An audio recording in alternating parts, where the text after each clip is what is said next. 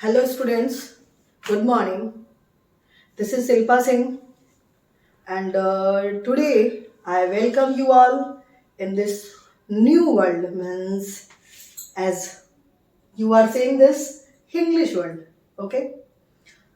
तो पहले मैं बता दूं कि ये मैंने नाम इंग्लिश क्यों रखा क्योंकि आप देख रहे हैं कि ये जो एज है ना वेस्टर्नाइजेशन की तरफ तो लोग भाग ही रहे हैं लेकिन हमारे अपने कल्चर को भी तो फॉलो करना है तो हम हिंदी और इंग्लिश दोनों मिला करके इंग्लिश पे चलेंगे है ना।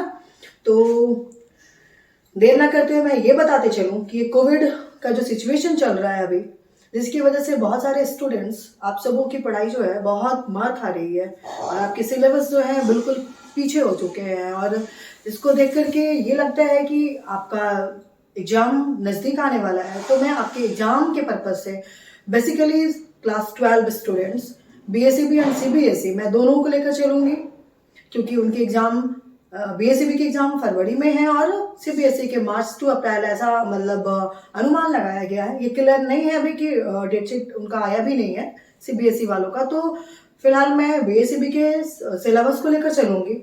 तो अब चलते हैं हम लोग बीएसईबी 12 के सिलेबस को लेकर, ठीक है। बेसिकली मैं ये बता दूँ आपको कि मैं आपकी इंग्लिश की क्लासेस लूँगी क्योंकि मैं इंग्लिश टीचर भी हूँ। तो इंग्लिश के क्लासेस में पहले तो हमने डिस्कस किया है कि 12th का इंग्लिश देखेंगे। तो 12th BSEB English 12th BSEB English मैं आज डिस्कस करूंगी इसके सिलेबस के बारे में। तो मैं आपको पहले ये बता दूं कि 12th का तो इंग्लिश का सिलेबस बहुत भास्ट नहीं है, बहुत इजी है, बशर्ते कि आप इसे टाइम कवर करें। तो अभी हम लोग डिस्कस करेंगे एग्जाम के अकॉर्डिंग कैसे क्वेश्चंस आते हैं। तो आप जैसा कि आपने अभी जस्ट टेस्ट दिया होगा, सेटअप टेस्ट दिया होगा ना आपने, तो आपने देखा होगा क्वेश्चन कैसे आते हैं। आपका क्वेश्चन दो पार्ट में डिवाइड होता है, एक ऑब्जेक्टिव सेक्शन होता है, ऑब्जेक्टिव सेक्शन एक होता है ऑब्जेक्टिव सेक्शन 50 मार्क्स का और दूसरा होता है सब्जेक्टिव सेक्शन, ये भी होता है 50 मार्क्स का। ये दोनों objective section and subjective sub section जो दोनों ही होता है वो 50-50 मार्क्स का होता है। ऑब्जेक्टिव में क्या होता है और सब्जेक्टिव में क्वेश्चन कहाँ से आते हैं ये हम लोग अब आगे डिस्कस करेंगे। तो आपको हम ये बता दें कि आपके ऑब्जेक्टिव और सब्जेक्टिव दोनों ही जो क्वेश्चंस होते हैं वो आपके ग्रामर और आपके लिटरेचर के बुक से कनेक्टेड होते हैं, ठीक है। तो ये जो ऑब्जेक्टिव टाइप क्वेश्चन है ये मल्टीपल चॉइस क्वेश्चन होते हैं। Multiple choice in the sense कि एक क्वेश्चन होंगे जिनके 4 आंसर्स होंगे, आपको उनमें से कोई एक सही आंसर पे टिक करना होगा। तो ये क्वेश्चंस जो होते हैं वो कहाँ से आते हैं? ये क्वेश्चंस जो होते हैं आपके ग्रामर सेक्शन से आते हैं। जैसे कि ग्रामर में क्या क्या पढ़ना है आपके सिलेबस के अनुसार मैं वो भी बता देती हूँ। ग्रामर सेक्शन से क्या है, ये ग्रामर सेक्शन है। तो ग्रामर सेक्शन से क्या पढ़ना है आपको? टेंस है, पार्ट्स ऑफ स्पीच भी है, वॉइस है, नारेशन है, ये नारेशन है।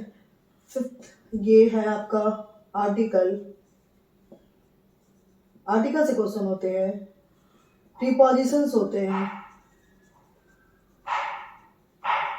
प्रीपोजिशंस होते हैं आपके, फ्रेजेस भी होते हैं, फ्रेजेस से क्वेश्चंस होते हैं, verb, verb in the sense की verb forms, verb forms, be forms जिसको कहते हैं, या फिर मॉडल्स।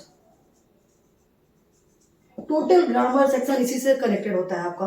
तो ये हो गया ऑब्जेक्टिव में ग्रामर सेक्शन से क्वेश्चन इन्हीं से आते हैं और आपको जो क्वेश्चंस होते हैं वो आपके क्वेश्चंस कहाँ से आते हैं? लिटरेचर की बुक से। अब लिटरेचर की बुक से क्वेश्चंस कैसे आते हैं? वो क्वेश्चंस होते हैं आपके चैप्टर्स से रिलेटेड, राइटर्स से रिलेटेड, राइटर्स के लाइफ से रिलेटेड, उनके वर्क्स, उनके सारे डिस्क्रिप्शन, उनके सारे स्पीचेस, ये सारे इंपॉर्टेंट जो पॉइंट है, इंपॉर्टेंट जो फैक्ट्स है जो आपके चैप्टर से रिलेटेड है, उससे क्वेश्चंस उठते हैं। और क्वेश्चंस कहाँ से उठते हैं? आपके चैप्टर के बीच से, यानी इंपॉर्टेंट कैरेक्टर्स। आपके चैप्टर्स में जो भी इंपॉर्टेंट कैरेक्टर है, जिस पे पूरी स्टोरी लाई करती है, तो क्वेश्चंस आपके वहां से भी उठते हैं। तो in short we can say कि आपको बुक को प्रॉपरली पढ़ना है, क्योंकि आप जब तक सोचेंगे कि कैसे कैसे उलट पलट कर पढ़ लें, कोई ये गेस पेपर से पढ़ लें, लेकिन से कि कभी आप उठाते हैं किसी का गेस पेपर उठाकर रट लेते हैं कि एग्जाम में इतना से आ जाएगा, तो इससे आपका मार्क्स आना, आप पास हो सकते हैं, लेकिन फुली कॉन्फिडेंट के साथ आप अच्छे मार्क्स नहीं ला सकते। तो आपको प्रॉपरली पढ़ना होगा।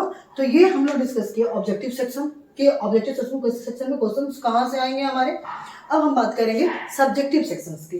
ठीक, तो अब ये आपका है सब्जेक्टिव सेक्शन। अब ये सब्जेक्टिव सेक्शंस जो है, जो 50 मार्क्स का है, ये इसमें क्वेश्चंस कहाँ से आते हैं आपके।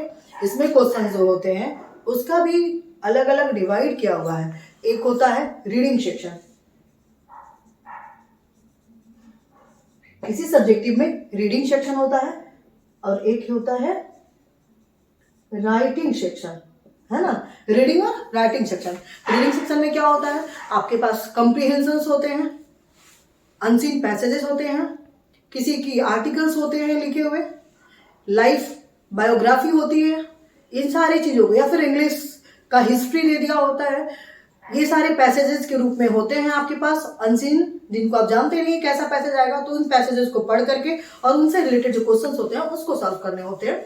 ये कुल मिलाकर के जो पैसेजेस वाले क्वेश्चंस होते हैं वो 3 पैसेजेस होते हैं आपके पास। अब चलते हैं हम लोग पैसेज से आगे राइटिंग सेक्शन में। ये तो पैसेजेस जो हुआ आपका रीडिंग सेक्शन का काम हुआ। अब चलते हैं हम लोग राइटिंग सेक्शन में। तो राइटिंग सेक्शन में होता है, जैसे कि वर्ड ही है राइटिंग, तो आपको लिखने की है, मतलब राइटिंग सेक्शन में आपको करना है applications, notice, articles and letters. ये चारों चीज जो है ना आपकी राइटिंग सेक्शन में आते हैं। मीन्स लेटर जो है एडिटर के पास लिखने हो, या सोशल इश्यूज को दिखा करके आपके जो जिले के अधिकारी हो, एरिया के अधिकारी हो, उनके पास लिखने होते हैं। तो ये सारे क्वेश्चंस जो होते हैं वो राइटिंग सेक्शन में आते हैं। अब चलते हैं हम लोग आगे टेक्स्ट बुक, क्योंकि क्वेश्चंस आपके टेक्स्ट बुक से भी होते हैं। तो टेक्स्ट बुक के जो क्वेश्चन होते हैं वो कैसा होता है, कोई होता है short answer type, long answer type. Long answer type जो होता है वो किसी स्टोरी का कैरेक्टर के बारे में उठा करके उसकी डिस्क्रिप्शन देनी होती है, वो लॉन्ग आंसर टाइप हो गया। शॉर्ट आंसर टाइप जो हो गया आपके बुक के बीच के जो क्वेश्चंस होते हैं शॉर्ट, वो तो ये हो गया टेक्स्ट बुक का, यानी कि रेनबो। आपका रेनबो जो बुक है तो उससे क्वेश्चंस होंगे और सप्लीमेंट्री रीडर से क्वेश्चन होंगे। ठीक है, फिर हम आगे आते हैं। तो आगे हमारा होता है ग्रामर। ग्रामर में क्या होता है, मीन्स ग्रामर में हिंदी जो आपकी local, means you can say कि जो आपकी हिंदी लैंग्वेज है उसको ट्रांसलेट करना होता है इंग्लिश में, है ना, या फिर इंग्लिश दिया हुआ है उसको ट्रांसलेट करना है हिंदी में। तो ये ग्रामर सेक्शन में ये होता है कि आपको ट्रांसलेशन आता है ना, ट्रांसलेशंस होते हैं, और क्या होते हैं, आप पैराग्राफ लिखना होता है, पैराग्राफ राइटिंग भी आता है ग्रामर में। तो इतना कुछ आप अगर कर लेंगे ना तो फिर डन है, आपका एग्जाम बहुत अच्छा जाएगा और आप अच्छे मार्क्स सिक्योर कर सकते हैं। तो ये राइटिंग सेक्शन में मैंने बता दिया, तो लिखने की जरूरत तो है नहीं। तो ये रहा हमारा short description of your syllabus. तो आज हम यही क्लास खत्म करते हैं, क्योंकि हमारे पास टाइम बहुत कम है ना। तो नेक्स्ट डे से हम अपनी सिलेबस को जितना जल्दी हो सके, क्योंकि एग्जाम आपकी फरवरी में है ना, तो अभी जनवरी का हाफ टाइम निकल चुका है, हाफ डेज खत्म हो चुके हैं, तो आपके पास बहुत कम समय बचा है। तो इतने कम समय में हम अपने कोर्स को और हम अपने सिलेबस को कैसे कंप्लीट करें, इसके लिए हम एक क्रैश कोर्स टाइप का कल से स्टार्ट करेंगे, जिसमें मैं डीप में नहीं जाऊंगी। पहले तो मैं आपकी लिटरेचर को स्टार्ट करूंगी, फिर आपकी राइटिंग सेक्शन में देखूंगी, और लास्ट में मैं ग्रामर देखूंगी। क्यों? क्योंकि ग्रामर जब लास्ट में देखूंगी तो वो आपके माइंड में बना रहेगा और एग्जाम में बहुत क्लियरली आप उसको टच कर पाएंगे। ये भूलने की चीज होती नहीं है। लिटरेचर तो स्टोरी होता है जिसको आप माइंड में सेट कर लेते हैं, ग्रामर तो रूल्स पे होते हैं। जैसे ही रूल्स आपके जो भूलेंगे आपका लाइन गड़बड़ा जाएगा। तो हम लोग लास्ट में डिस्कस करेंगे ग्रामर का। तो कल से हम लोग स्टार्ट करेंगे चैप्टर वाइज अपनी क्लासेस लिटरेचर की, और उसमें भी मैं आपको ये बता दूं कि मैं जो क्लासेस स्टार्ट करूंगी उसमें बिल्कुल डीप में मैं नहीं जाऊंगी, क्योंकि टाइम हमारे पास बहुत शॉर्ट है ना। तो हम लोग उसको इन शॉर्ट और बेहद बृहद तरीके से, मतलब उसमें से जो अच्छा होगा वैसे निचोड़ करके हम सामने आएंगे आपके पास, और आप लोग इसको देखेंगे। तो मैं आपको बता दूं कि ये हमारा इंग्लिश वर्ड जो है इसे आप रोज देखें, मीन्स आपको इसके लिए सब्सक्राइब करना जरूरी होगा ताकि हमारी नेक्स्ट वीडियोस आप तक पहुंचती रहे।